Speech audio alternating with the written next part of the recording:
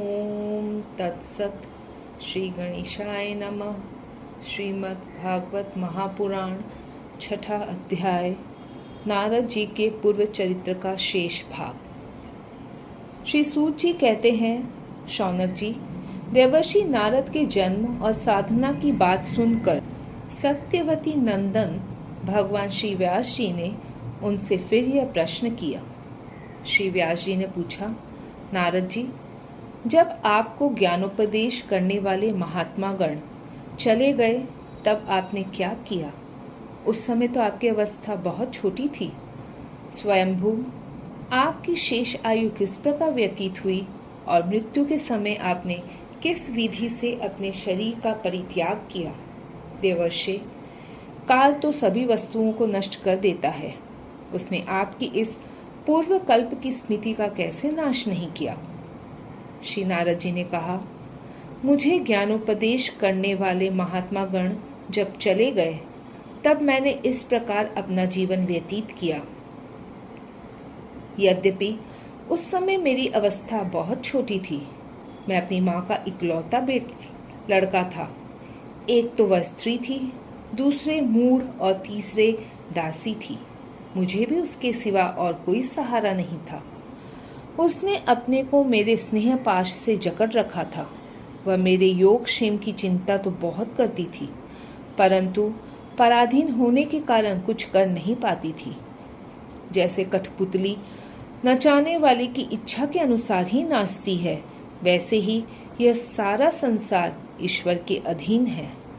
मैं भी अपनी माँ के स्नेह बंधन में बंधकर उस ब्राह्मण बस्ती में ही रहा। मेरी अवस्था केवल 5 वर्ष की थी। मुझे दिशा, देश और काल के संबंध में कुछ भी ज्ञान नहीं था। एक दिन की बात है, मेरी माँ गौ दूहने के लिए रात के समय घर से बाहर निकली। रास्ते में उसके पैर से सांप छू गया। उसने उस बेचारी को डस लिया। उस सांप का क्या दोष? काल की ऐसी ही प्रेरणा थी। मैंने समझा, भक्तों का मंगल चाहने वाले भगवान का यह भी एक अनुग्रह ही है। इसके बाद मैं उत्तर दिशा की ओर चल पड़ा। उस ओर मार्ग में मुझे अनेकों धन धान्य से संपन्न देश, नगर, गांव, अहीरों की चलती फिरती बस्तियां, खाने, खेड़े, नदी और पर्वतों के तटवर्ती पड़ाव, वाटिकाएं, वन, उपवन और रंग बिरंगी धातुओं से युक्त विचित्र पर्वत दिखाई पड़े। कहीं कहीं जंगली वृक्ष थे, जिनकी बड़ी बड़ी शाखाएं हथनियों ने तोड़ डाली थी। शीतल जल से भरे हुए जलाशय से, जिनमें देवताओं के काम में आने वाले कमल थे। उन पर पक्षी तरह तरह की बोली बोल रहे थे और भौरे मंडरा रहे थे। यह सब देखता हुआ मैं आगे बढ़ा। मैं अकेला ही था। इतना लंबा मार्ग तय करने पर मैंने एक घोर गहन जंगल देखा। उसमें नरकट, बांस, सेंठा, कूश, कीचक आदि खड़े थे। उसकी लंबाई चौड़ाई भी बहुत थी और वह सांप, उल्लू, सियार आदि भयंकर जीवों का घर हो रहा था। देखने में बड़ा भयावना लगता था। चलते चलते मेरा शरीर और इंद्रियां शिथिल हो गई। मुझे बड़े जोर की प्यास लगी। भूखा तो था ही। वहां एक नदी मिली। उसके कुंड में मैंने स्नान, जलपान और आचमन किया। इससे मेरी थकावट मिट गई। उस विजन वन में एक पीपल के नीचे आसन लगाकर मैं बैठ गया। उन महात्माओं से जैसा मैंने सुना था, हृदय में रहने वाले परमात्मा के उसी स्वरूप का मैं मनी मन ध्यान करने लगा। भक्ति भाव से वशीकृत चित्त द्वारा भगवान के चरण कमलों का ध्यान करते ही भगवत प्राप्ति की उत्कट लालसा से मेरे नेत्रों में आंसू छलछला आए और हृदय में धीरे धीरे भगवान प्रकट हो गए। व्यास जी, उस समय प्रेम भाव के अत्यंत उद्वेग से मेरा रोम रोम पुलकित हो उठा। हृदय अत्यंत शांत और शीतल हो गया। उस आनंद की बाढ़ में मैं ऐसा डूब गया कि मुझे अपना और ध्येय वस्तु का तनिक भी ज्ञान न रहा। भगवान का वह अनिर्वचनीय रूप समस्त शोकों का नाश करने वाला और मन के लिए अत्यंत लुभावना था। सहसा उसे न देख मैं बहुत ही विकल हो गया और अनमना सा होकर आसन से उठ खड़ा हुआ। मैंने उस स्वरूप का दर्शन फिर करना चाहा, किंतु मन को हृदय में समाहित करके बार बार दर्शन की चेष्टा करने पर भी मैं उसे नहीं देख सका। मैं अतृप्त के समान आतुर हो उठा। इस प्रकार निर्जन वन में मुझे प्रयत्न करते देख स्वयं भगवान ने, जो वाणी के विषय नहीं है, बड़ी गंभीर और मधुर वाणी से मेरे शोक को शांत करते हुए कहा, खेद है कि इस जन्म में तुम मेरा दर्शन नहीं कर सकोगे।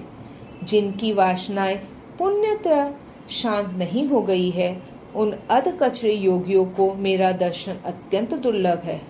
निष्पाप बालक, तुम्हारे हृदय में मुझे प्राप्त करने की लालसा जागृत करने के लिए ही मैंने एक बार तुम्हें अपने रूप की झलक दिखाई है। मुझे प्राप्त करने की आकांक्षा से युक्त साधक धीरे धीरे हृदय की संपूर्ण वासनाओं का भली भांति त्याग कर देता है। अल्पकालीन संत सेवा से ही तुम्हारी चित्तवृत्ति मुझ में स्थिर हो गई है। अब तुम इस प्राकृत मलिन शरीर को छोड़कर मेरे पार्षद हो जाओगे। मुझे प्राप्त करने का तुम्हारा यह दृढ़ निश्चय किसी प्रकार नहीं टूटेगा। समस्त सृष्टि का प्रलय हो जाने पर भी मेरी कृपा से तुम्हें मेरी स्मृति बनी रहेगी। आकाश के समान अव्यक्त सर्वशक्तिमान महान परमात्मा इतना कहकर चुप हो रहे हैं। उनकी इस कृपा का अनुभव करके मैंने उन श्रेष्ठों से भी श्रेष्ठतर भगवान को सिर झुकाकर प्रणाम किया।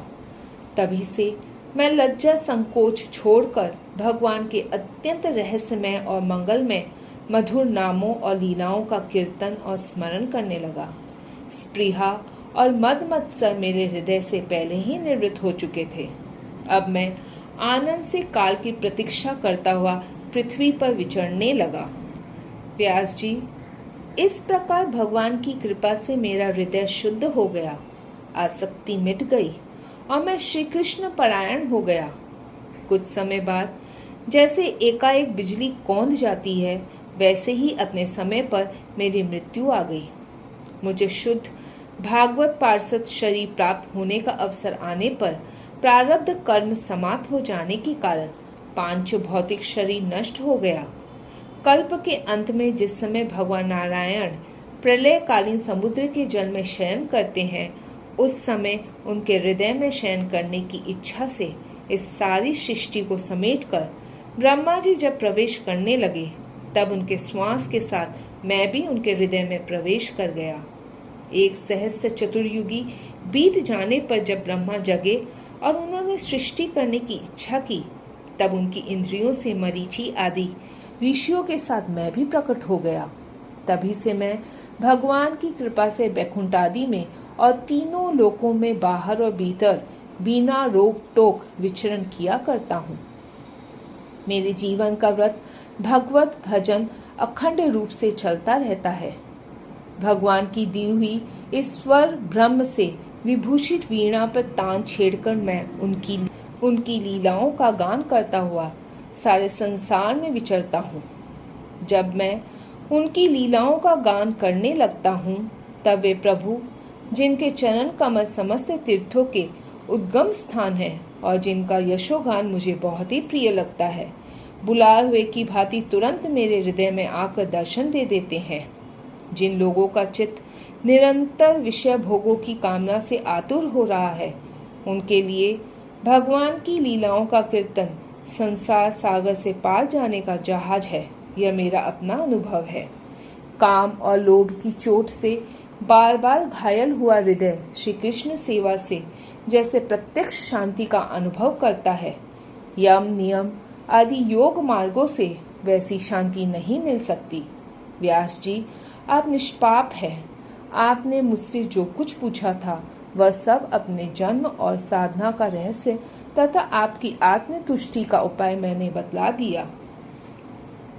श्री सूत जी कहते हैं, शौनकादि ऋषियों, देवर्षि नारद ने व्यास जी से इस प्रकार कहकर जाने की अनुमति ली और वीणा बजाते हुए स्वच्छंद विचरण करने के लिए वे चल पड़े। आह, ये देवर्षि नारद धन्य हैं, क्योंकि ये भगवान की कीर्ति को अपनी वीणा पर गा गा कर स्वयं तो आनंद मग्न होते ही हैं, साथ साथ इस त्रिताप तप्त जगत को भी आनंदित करते रहते हैं।